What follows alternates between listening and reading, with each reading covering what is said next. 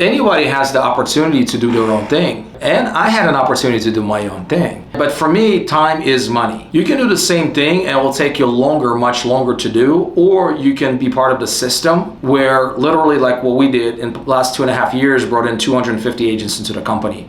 We didn't have to recreate something that was already created for us. We adopted it. Now, have we made some fixes or changes to it? Did we modify things? Absolutely. But to start something that you don't have a knowledge or don't have experience like me, I never had a brokerage before, never ran a brokerage before. I was not familiar with compliance, I was not familiar with the insurance, I was not familiar with the operational piece of it as well. Like all of those things I did not know. So I can learn those things. The challenge with that is the fact that I need to bring agents and I need to spend more time bringing agents versus trying to learn all the other things. So I have a partner who figured that out already, presented me with the operational manual, so I can focus my time and my attention on bringing agents, developing agents, and making sure that I'm continually focusing on the culture and building that in a way where my retention is high.